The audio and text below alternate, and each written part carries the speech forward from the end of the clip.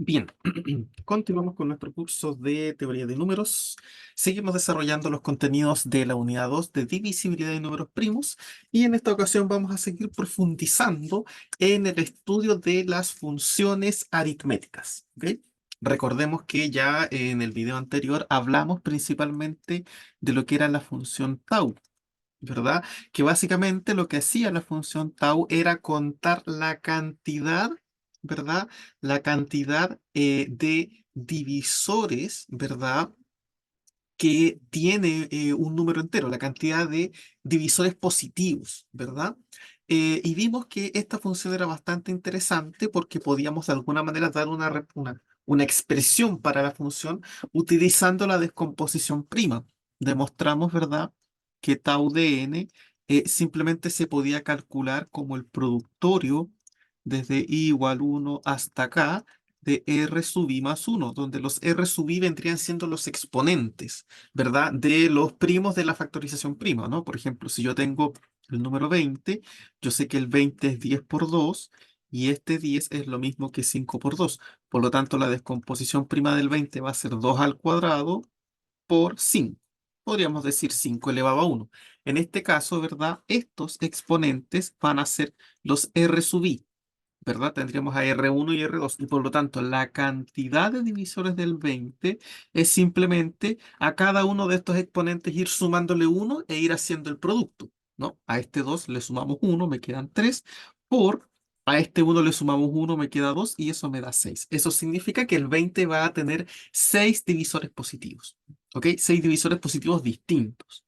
Ahora la pregunta es, ¿podemos encontrar esos 6 divisores positivos? Bueno, la verdad es que vimos que sí había una metodología que consistía en encontrar dos números que sean coprimos, ¿verdad? Y utilizar sus divisores. Por ejemplo, aquí yo tengo que el 2 al cuadrado es 4 y que el 5 elevado a 1 es 5. Entonces, ¿cuáles son todos los divisores del 4? El 1, el 2 y el 4. Y los divisores del 5 son el 1 y el 5. Entonces, para poder armar todos los divisores del 20, simplemente había que ir haciendo las multiplicaciones, ¿no? 1 por 1, 1, 1 por 5, 5, 2 por 1, 2, 2 por 5, 10, 4 por 1, 4 y 4 por 5, 20. Y aquí tenemos efectivamente los 6 divisores del 20. ¿Ok? Entonces podemos ir utilizando simplemente los elementos de la factorización prima. Bueno, ahora lo que vamos a hacer de alguna manera es tomar esta función y mejorarla, entre comillas, un poco. ¿Ok? Porque tau lo que está haciendo de alguna manera es contar la cantidad de divisores. Y voy a dejar esto aquí. ¿Verdad? Vimos que tau de 20 es 6, eso significa que tengo 6 divisores. ¿Ya? Sin embargo, otra pregunta interesante que podríamos responder es, a ver, ¿cuál será la suma de esos 6 divisores? También puede ser algo interesante, ¿no? A lo mejor para mí me resulta importante tener la suma, sumar todos los divisores de un número y ver qué propiedades cumple eso. Bueno, resulta que eso efectivamente se puede hacer y esa es otra función aritmética que es la que vamos a empezar a trabajar ahora. Esta función se llama función sigma y lo que está haciendo la función sigma es simplemente sumar todos los divisores. ¿Ok? Tau lo que hace finalmente es contarme cuántos divisores tengo. Pero sigma lo que está haciendo es sumar esos divisores. Entonces, por ejemplo, aquí yo me acabo de dar cuenta que tau de 20 es 6, porque tenemos 6 divisores distintos que vendrían siendo el 1, el 5, el 2, el 10, el 4 y el 20. Ahora, si yo me pregunto, ¿cuánto valdrá sigma de 20? Sigma de 20 es sumar los divisores, no contarlos, sino que sumarlos. Yo tendría que sumar todos estos números. Tendremos que sumar 1, más 5, más 2, más 10, más 4 y más 20. A ver, ¿cuánto es esa suma? Bueno, aquí tengo 1 más 5 son 6, 6 más 2 son 8, 8 más 10 son 18, 18 más 4 son 22 y 22 más 20 son 42, ¿verdad? Eso significa que tenemos un sigma de 20 igual a 42. Sigma de 20 vale 42 porque es la suma de todos los divisores. ¿Se fijan? Entonces, esa es la idea de la función sigma. Esta es su representación. Fíjate que se define como la sumatoria de los d, donde los d son los divisores de n. Eso es lo que está diciendo abajo. ¿Ok? Entonces, esta es la famosa función sigma. ¿Ok? Y lo que hace simplemente, insisto otra vez, es sumar todos los divisores de un número. ¿Ok? Simplemente sumar todos los divisores de un número. A ver, vamos a ver otro ejemplo. Vamos a ver otro ejemplo. Fíjense que en este momento estamos utilizando de alguna manera la función tau para apoyarnos en ella y determinar los divisores y luego sumarlos. Entonces vamos a hacer otro ejemplo. Recién hicimos tau de 20. Vamos a calcular, por ejemplo, tau de 50, ¿ok? Y vamos a utilizarla para hallar sigma de 50. ¿Verdad? Entonces, tau de 50, ya, lo primero que tenemos que hacer es descomponer en factores primos al 50. Entonces, yo sé que el 50 lo puedo ver como 25 por 2, pero 25 es lo mismo que 5 al cuadrado por 2, ¿verdad? Entonces, aquí tenemos que, a ver, ¿cuántos divisores va a tener el 50? Aquí simplemente vamos sumando, aquí el exponente es 2, así que más 1 me da 3. Y aquí el exponente del 2 es 1. Si le sumo 1 me da 2 y 3 por 2, 6. Fíjate que el 50 también tiene 6 divisores como ocurre con el 20.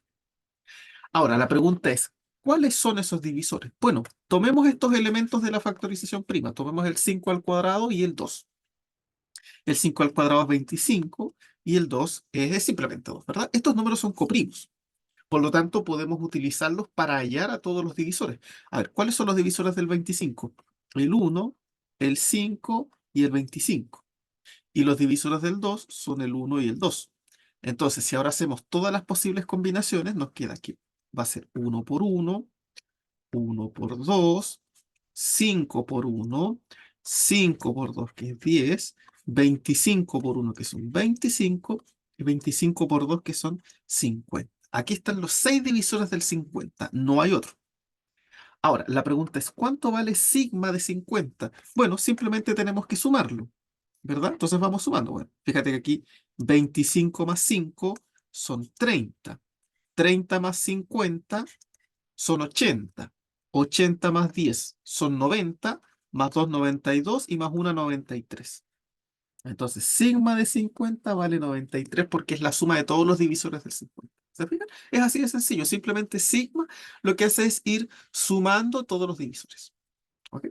Bien, ahora entonces la idea es empezar a ver algunos resultados un poquito más interesantes sobre esta función, ver qué propiedades cumple y cómo podemos encontrar alguna expresión matemática que nos permita hallar esta suma de una manera más sencilla, no necesariamente teniendo que encontrar cada divisor, porque eso puede complejizarse bastante si los números son más grandes. ¿Ok?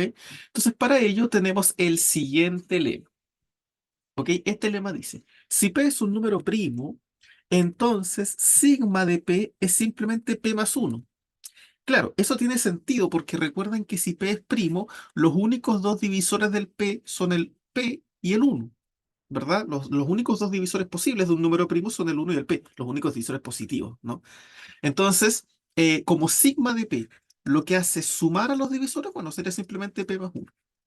¿Se fijan? Que es efectivamente lo que nosotros ya de alguna manera podemos intuir. Entonces, esa parte del lema es como bastante sencilla, ¿no? Bueno, ahora la pregunta es, ¿qué pasa si yo quiero calcular sigma de P a la n, donde P es un número primo, ¿verdad? ¿Qué pasa si ahora yo quiero calcular la suma de todos los divisores de una potencia de un número primo? Bueno, en ese caso, la expresión sería esta. ¿Ok? La expresión para calcular este valor de sigma es simplemente P elevado a m más 1 menos 1 sobre P menos 1. ¿Ok? Bien, vamos entonces a hacer la demostración. Vamos a hacer la demostración. Bueno, ¿qué ocurre? A ver, si P es un número primo, entonces nosotros ya sabemos, bueno, como ya lo habíamos comentado, ¿verdad? Los únicos divisores del P son el 1 y el P. Por lo tanto, sigma de P es simplemente P más 1.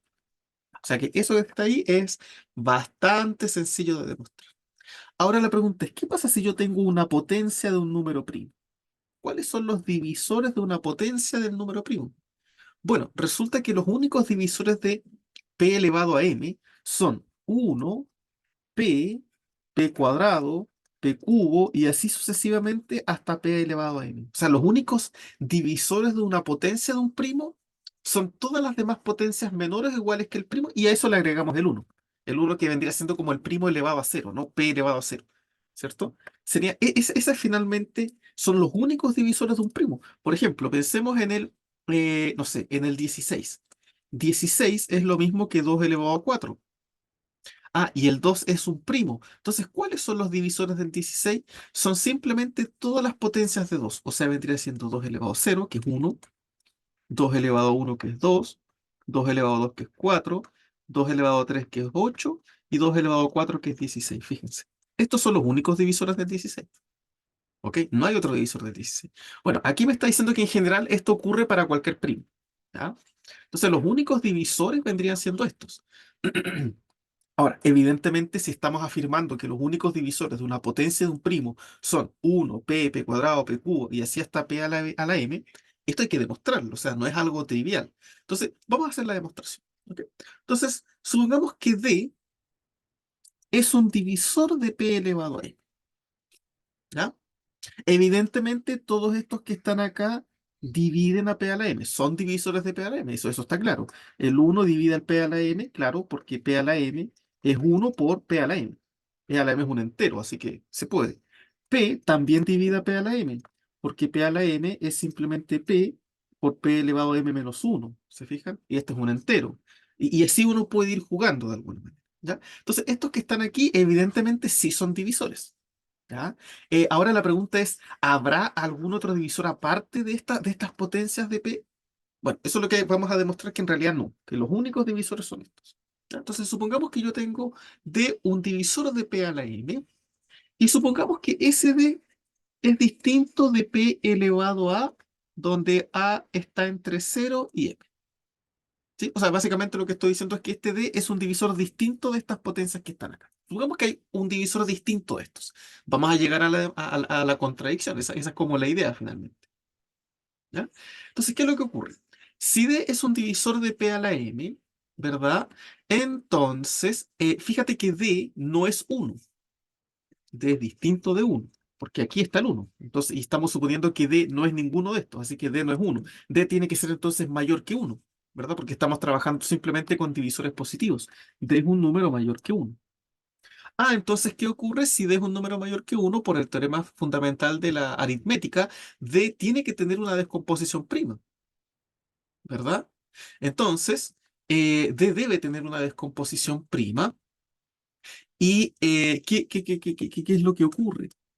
Que D lo vamos a poder factorizar como un producto, ¿verdad? Por ejemplo, supongamos, no sé, que D lo podemos escribir como S1 elevado a, no sé, R1 por S2 elevado a R2, por S3 elevado a R3, y así sucesivamente. O sea, supongamos que D se puede factorizar de manera prima.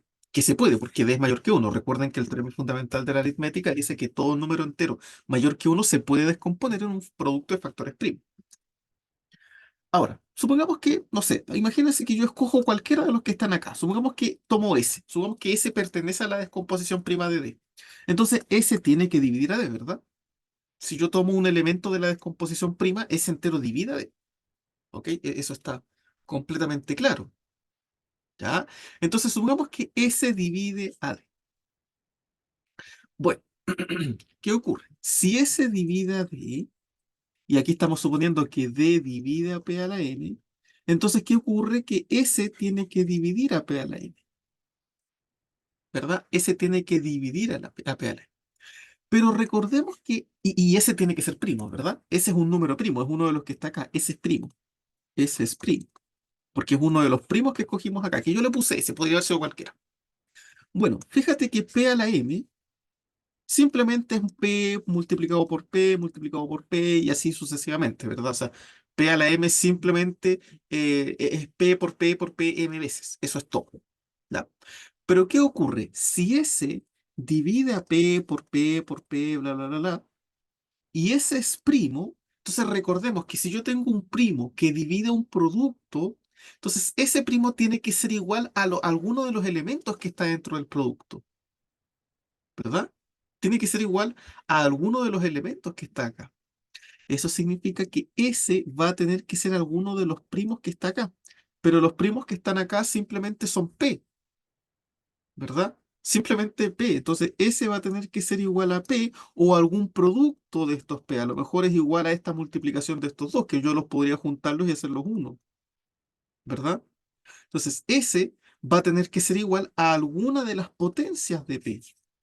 Pero ¿qué ocurre? Que estábamos suponiendo que S no era una potencia de P, ¿verdad? No era una potencia de P. Por lo tanto, ¿esto qué es lo que nos genera? Nos genera de alguna manera una contradicción, ¿verdad? ¿De dónde viene la contradicción? De suponer que hay un divisor de P a la M que es distinto de las potencias, de las potencias de P. O sea, fíjate, finalmente aquí llegamos a que si tú tienes un divisor de P a la M, ese divisor tiene que ser alguna potencia de P, alguna potencia menor a, digamos, o sea, potencia elevado a algún número menor o igual a M. Son los únicos divisores de P a la M. ¿Ok? Entonces, con eso hemos demostrado que efectivamente los únicos divisores posibles son las potencias de P, porque si no, si supongo que hay otro, ese otro va a ser igual una potencia de P. No queda otra. ¿Ok? Por lo tanto, con eso está demostrado que los únicos divisores posibles de P a la M son estos. Bueno, ahora la pregunta es ¿cuánto vale sigma de P a la M? Bueno, sigma de P a la M, recuerden, era simplemente sumar todos los divisores. O sea, sigma de P a la M sería sumar todo esto. Uno más P cuadrado, más P cubo, y así sucesivamente hasta P a la M. Bueno, fíjate que aquí yo voy a dejar el uno y todos estos primos que están acá los voy a juntar en una sumatoria. La sumatoria desde i igual 1 hasta m de P a la I. ¿Verdad? Claro, efectivamente eso es lo mismo, porque sería P a la 1 más P a la 2 más P a la 3 más P a la 4 y así hasta P a la N. Ah, pero esto es la sumatoria de una potencia. Recordemos que nosotros teníamos una formulita para la sumatoria de la potencia, ¿no?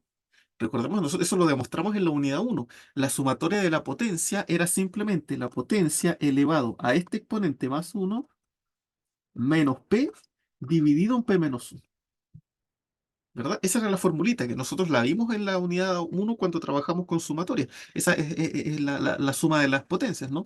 Creo que nosotros la escribimos con R, ¿sí? R elevado ahí. Esto era R a la n más uno menos R partido en R menos uno. Bueno, aquí estamos usando esa propiedad, ¿ya? Que ya la demostramos, esa se demostraba por inducción, era bastante sencillo. Entonces fíjate que sigma de P a la m, entonces va a ser uno más P elevado a m más uno menos P sobre P menos uno. Bueno, aquí tenemos una suma de fracciones, así que podemos hacer la suma con la carita feliz o con el emoticón, ¿verdad? Nos queda uno por P, por P menos uno va a ser P menos uno más uno por P elevado a M más uno menos P, que eso es P elevado a M más uno menos P, y todo eso dividido en uno por P menos uno, que es P menos uno. ¿Ok? Simplemente estoy sumando, estoy haciendo la suma de estas fracciones. Fíjate entonces que aquí este P de aquí se cancela con ese P de aquí. ¿Y cuánto nos queda sigma de P a la M? Simplemente queda P a la M más uno menos uno dividido en P menos 1, que es efectivamente lo que queríamos demostrar. Entonces, efectivamente, ¿verdad? Si nosotros queremos calcular la suma de los divisores de la potencia de un primo, simplemente usamos esta formulita. ¿Ok? Ahí está demostrado. Vamos a ver un ejemplo. A ver, vamos a ver un ejemplo. Veamos el ejemplo con el 16 que habíamos visto recién, ¿no? Yo sé que el 16 era lo mismo que 2 elevado a 4. Entonces, ¿cuánto será sigma de 16? Bueno, esto es lo mismo que sigma de 2 elevado a 4. Y por nuestra formulita va a ser 2, fíjate, está elevado a m más 1, es decir, a 4 más 1, menos 1, dividido en p menos 1. 2 menos 1, en este caso p es 2, ¿verdad? Ese es el primo. Entonces aquí nos queda 2 a la 5 menos 1 y abajo me queda 2 menos 1, que es 1. O sea, simplemente 1. 2 a la 5 es 32. Y menos 1, 31. Ahí está. Entonces, sigma de 16 vale 31. ¿Ok? Efectivamente vale 31. O sea, 31 significa que la suma de todos los divisores del 16 me da 31. ¿Verdad? Esta formulita ya es más sencilla. Fíjate que aquí no fue necesario que yo busque los divisores del 16 y los sume.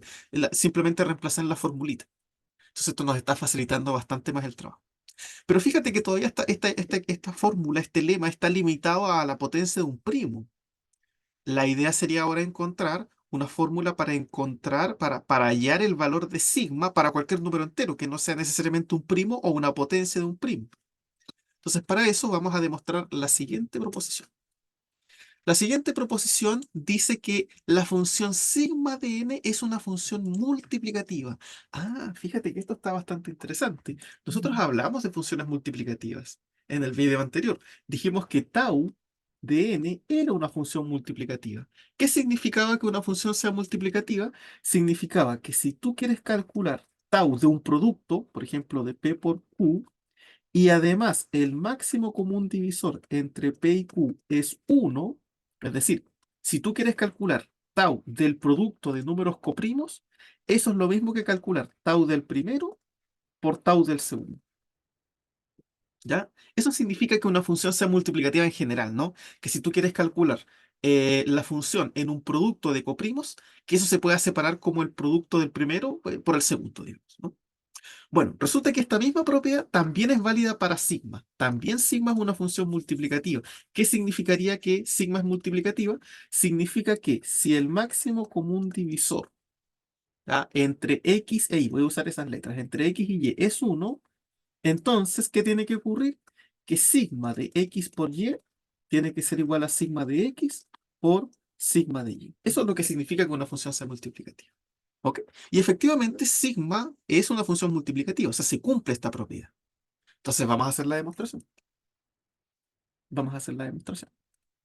Porque después vamos a mezclar esta propiedad con la anterior para poder encontrar una fórmula ya para para hallar sigma de cualquier número. ¿Ok? Bien, entonces hagamos la demostración. Entonces, supongamos esto, ¿no? Supongamos que el máximo común divisor de x y y es 1. ¿Ok? Bueno, supongamos que x, ¿verdad? Puede ser un número entero. Entonces, supongamos que los divisores de x son x1, x2, x3 y así hasta xr, por ejemplo.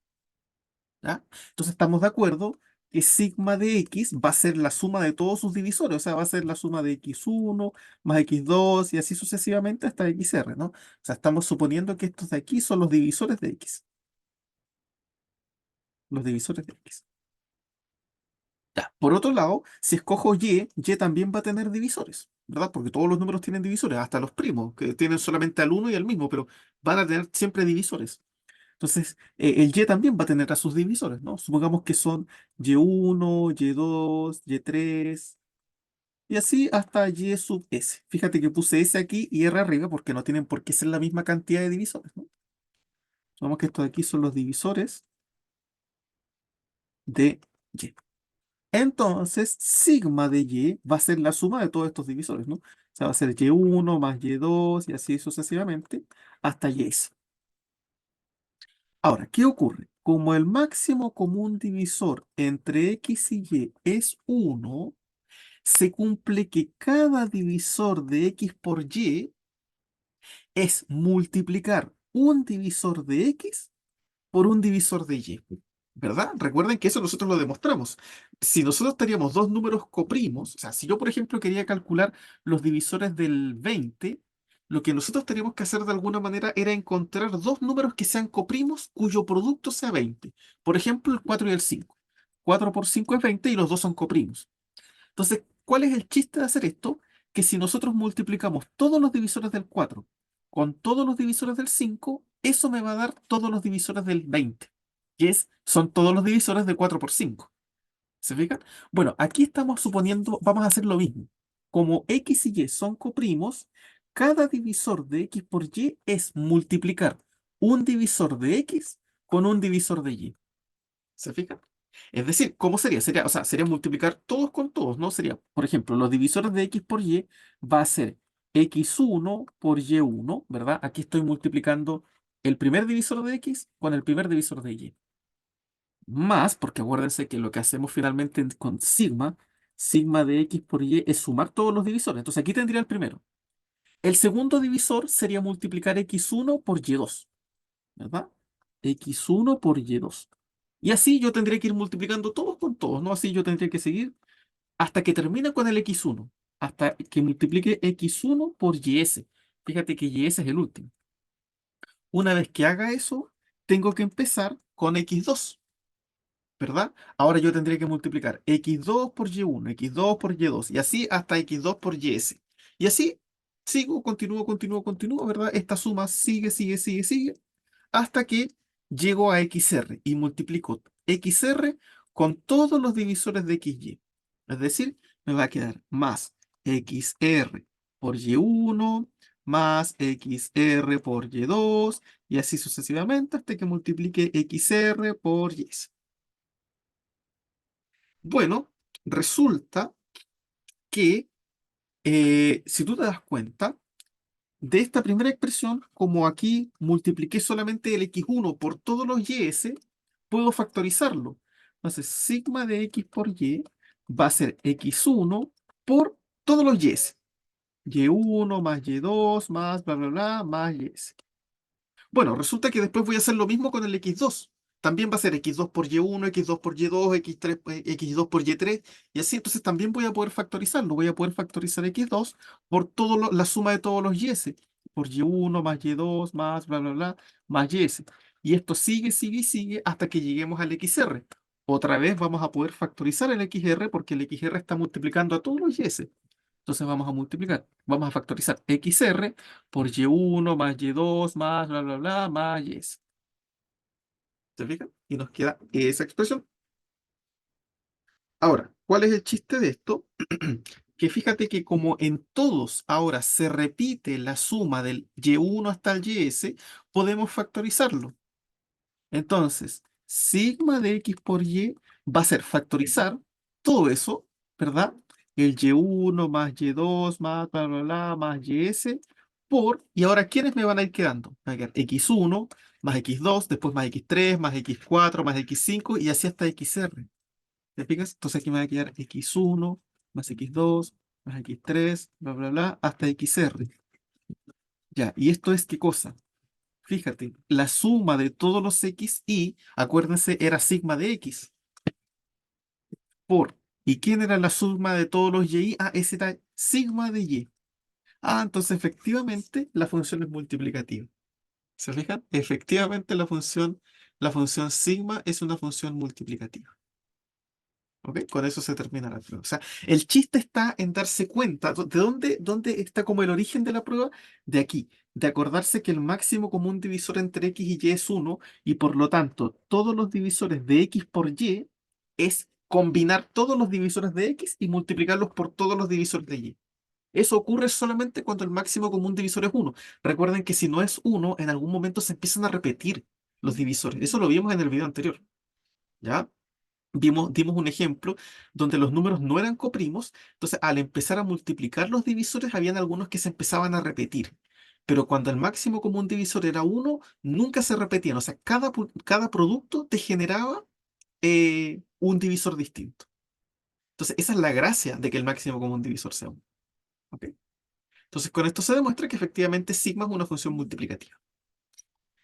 Bueno, podemos usar esto ahora para demostrar el siguiente resultado. Este resultado ya me permite determinar sigma para cualquier número.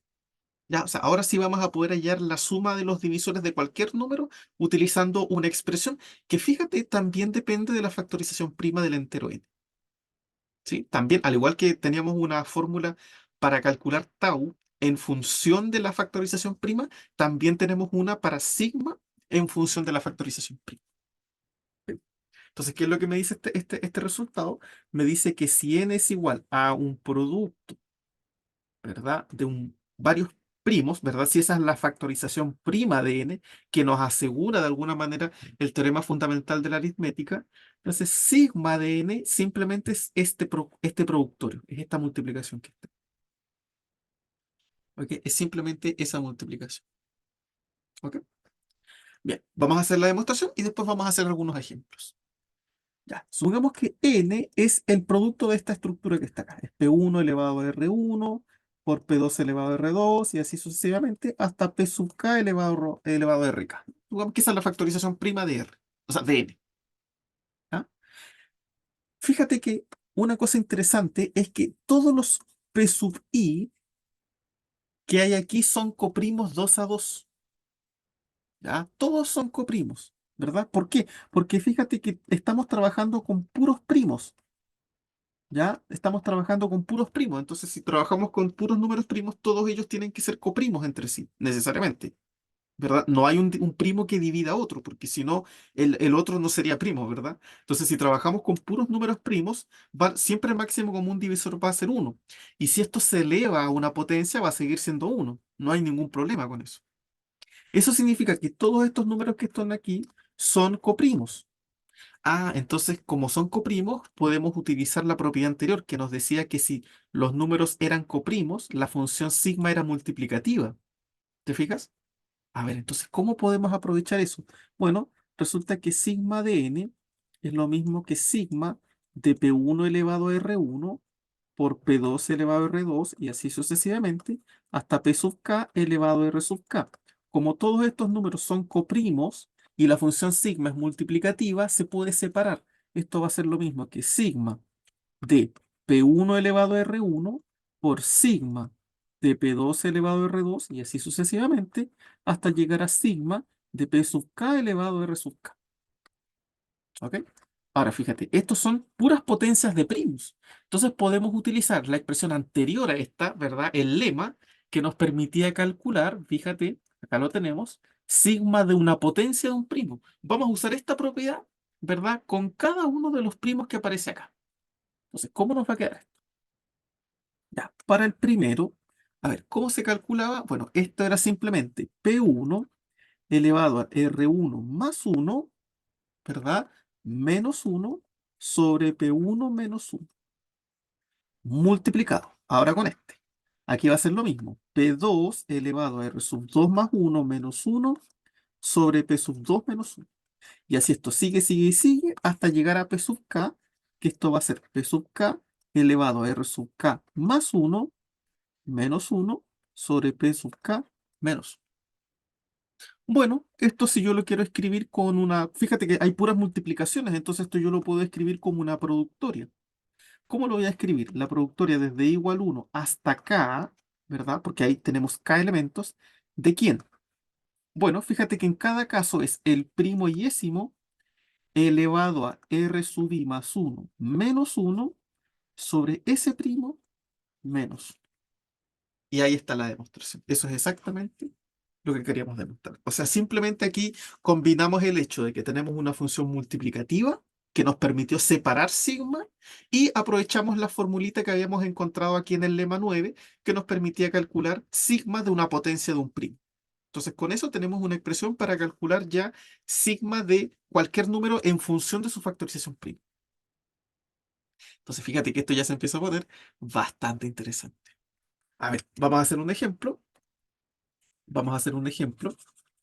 Vamos a hacer un ejemplito. A ver, permítanme borrar esto. Vamos a borrar, borrar, borrar. Supongamos que yo quiero calcular sigma de 60. Ya, ¿cómo escribo el 60? El 60 yo sé que es lo mismo que 20 por 3. Y el 20 yo sé que es lo mismo que 5 por 4. Entonces 60 sería 5 por 4 por 3. Ah, pero el 4 es 2 por 2. Entonces 60 sería 5 por 3 por 2 por 2. Es decir, 60, bueno, aquí no estoy calculando sigma de 60, sino que estoy descomponiendo 60. 60 va a ser 2 al cuadrado por 3 por 5. Ya, ese es 60.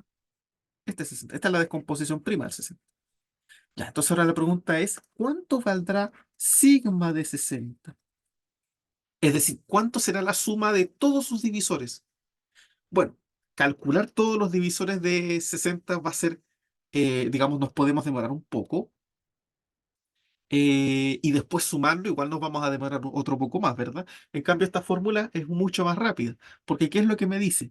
Me dice que cada primo que yo tengo, en este caso, por ejemplo, el 2, a su exponente le sumo 1, a este exponente le sumo 1, me queda 3, le resto 1 y lo divido en el primo menos 1, 2 menos 1. Ya, ahora lo mismo con el 3. Va a ser 3 elevado a su exponente más 1. Aquí no hay ningún exponente, así que asumimos que hay 1, igual que en el 5. 1 más 1 son 2, menos 1 sobre el primo menos 1. Y por último, con el 5, va a ser 5 elevado a 2 menos 1 sobre 5 menos 1. Ah, mira, eso está bastante interesante. A ver, ¿cuánto me da este cálculo?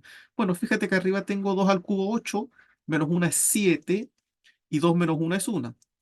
Por, aquí tengo 3 al cuadrado que es 9, menos 1 son 8, y abajito 3 menos 1, 2. Y aquí 5 elevado a 2, 25, menos 1, 24, y abajo 5 menos 1, 4. A ver, sacamos cuenta, aquí me queda 7, 8 dividido en 2 son 4. 24 partido en 4 son 6. ¿Y cuánto me da esta multiplicación? Bueno, 7 por 4 es 28. Y 28 por 6 serían 150 no, 168, ¿no? 168 si no me falla el cálculo. ¿Ok? Entonces, con eso, ¿verdad? Con eso ya tendríamos de alguna manera el valor de sigma de 60. Sigma de 60 vale 168, ¿sí? 168. ¿Sí? Esa es la suma de todos los divisores. Así, si yo tomo todos los divisores del 60 y los sumo, esa suma me va a dar exactamente 168. Eso es lo que me está diciendo esto. ¿Ok? Entonces, la verdad es que es bastante interesante. Es bastante interesante este tipo de funciones. Bien, para finalizar, vamos a ver otra función aritmética, que esta ya tiene una expresión un poquito más rápida porque vamos a aprovechar lo que hemos estudiado antes con la función tau. ¿Ya? Fíjate que aquí nosotros determinamos las siguientes funciones aritméticas. Tenemos la función tau de n, ¿verdad? Que esta lo que hace es contar los divisores. Y también tenemos la función sigma de n, que esta lo que hace es sumar los divisores. Los divisores positivos de un número. Bueno, si yo trabajo de esta manera, otra pregunta que yo me podría hacer, a ver, ¿y qué pasa si yo podría tener alguna función aritmética que en vez de sumar los divisores los multiplique? ¿Será posible eso? ¿Ok? ¿Tendré alguna función que sea como similar a sigma, pero que en vez de sumar multiplique divisores? Sí, bueno, eso sí, sí, sí existe, ¿verdad? Y esa función se va a llamar la función ρ, ¿ya? La función ρ de y esta lo que hace es multiplicar, multiplicar divisores. ¿Ok? Igual que antes. Por ejemplo, ¿cuánto vale ρ de 6? Bueno, primero tengo que ver cuáles son los divisores del 6. Los divisores del 6 yo sé que son el 1, el 2, el 3 y el 6. Entonces, ρ de 6 va a ser multiplicar todo esto. Multiplicar 1 por 2 por 3 por 6. 1 por 2 es 2, 2 por 3 es 6 y 6 por 6, 36. Entonces, ρ de 6 es 36. ¿Se fija? Ahora, la pregunta es, ¿yo podré encontrar una expresión, alguna formulita que me permita encontrar ρ de algún número entero de manera fácil? Fíjate que para tau tenemos una fórmula, ¿verdad? Esto era simplemente el productorio desde i igual 1 hasta acá de ri más 1, ¿verdad? Lo que íbamos haciendo aquí era a cada exponente sumarle 1 y lo íbamos multiplicando. Para sigma también encontramos recientemente una fórmula, ¿verdad? Aquí, ¿qué es lo que hacíamos? Era usar la descomposición prima e ir multiplicando, ¿no? El productorio desde igual 1 hasta acá, ¿de quién? De p sub i elevado a r sub i más 1 menos 1 sobre p sub i menos 1. Bueno, la idea ahora es también encontrar alguna expresión similar a esta, pero para ρ, ¿verdad? Para multiplicar. Y la verdad es que es bastante más sencillo. La fórmula es bastante más sencilla, entre comillas, ¿no? Porque se va a basar en tau. Fíjate, supongamos que tenemos un número entero, ya, n. Y supongamos que todos sus divisores son de 1, de 2 y así sucesivamente hasta d tau de n. ¿Por qué pongo d tau de n? Porque d tau de n es la cantidad de divisores que yo tengo, ¿verdad? Recuerden que tau cuenta la cantidad de divisores, así que vamos a tener tau de n divisores. ¿Ya? Entonces yo sé que ρ de n es multiplicar estos divisores. Es de 1 por d 2 y así sucesivamente hasta d de tau de n. Pero fíjate que ocurre algo interesante. Otra forma de escribir cada divisor de un número entero, n, es n dividido en otro divisor. Eso es algo muy interesante. Por ejemplo, pensemos, mira, ¿cuáles son los divisores del 6? Yo sé que son el 1, el 2, el 3 y el 6. Bueno, otra forma de escribir exactamente estos divisores es 6 dividido en 1, 6 dividido en 2, 6 dividido en 3 y 6 dividido en 6. ¿Sí? Fíjate que estoy dividiendo 6 en cada divisor y esto también me genera los mismos divisores, claro. 6 dividido en 1 es 6, sería este. 6 dividido en 2 es 3, sería este. 6 dividido en 3 es 2, que sería este, y 6 dividido en 6 es 1, que sería ese. Fíjate que me generó los mismos divisores.